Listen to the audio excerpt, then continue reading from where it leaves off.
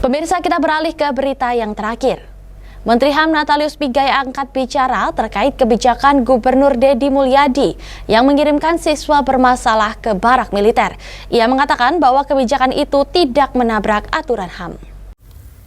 Menteri Hak Asasi Manusia menyebutkan kebijakan Gubernur Jabar untuk mengirim siswa bermasalah ke barak militer tidak melanggar HAM.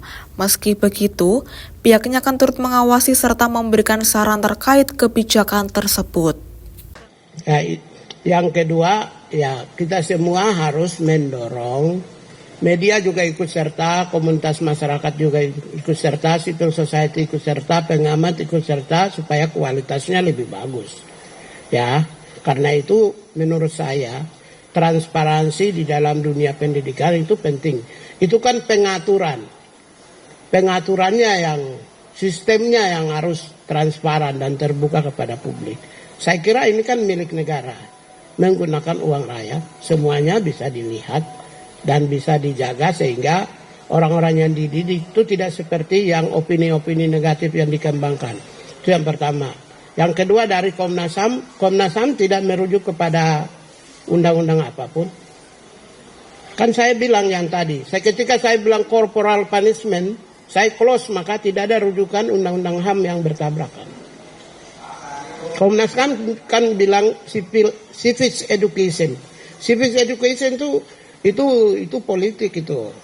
Pancasila, undang-undang, NKRI, Merah Putih, ya. Tentang itu namanya pendidikan kewarganegaraan. Ini bukan pendidikan kewarganegaraan. Ini pendidikan yang berorientasi pada produktivitas dan kompetensi, knowledge, skills, dan attitude. Jadi dalam rangka peningkatan seseorang dari sisi knowledge-nya. Yang kedua skills-nya. Yang ketiga attitude-nya. Nggak ada pendidikan kewarganegaraan. Karena itu Komnas HAM rujuk menggunakan instrumen hukum, instrumen HAM. Ketika saya mengatakan corporal punishment, maka terkunci. Jadi tidak ada instrumen HAM yang ditabrak di sini. Ya. Pak, satu lagi dari Pak Deddy Mulyadi adalah memberikan syarat vasektomi untuk pemberian bansos. Memang ini masih wacana gitu Pak, tapi kalau dilihat dari perspektif HAM itu seperti apa? Karena ini bisa jadi masuk pada kebutuhan kontrasepsi dan masuk pada wilayah hak tubuh seseorang gitu Pak. Kalau namanya juga wacana, untuk apa saya jawab? Tapi itu jadi catatan untuk kami tanya. Catatan untuk kami tanya, tapi kalau wacana, saya tidak bisa beropini lebih dulu. Tapi kalau dilihat dari sisi HAM Pak, hal seperti itu memungkinkan nggak? Nanti.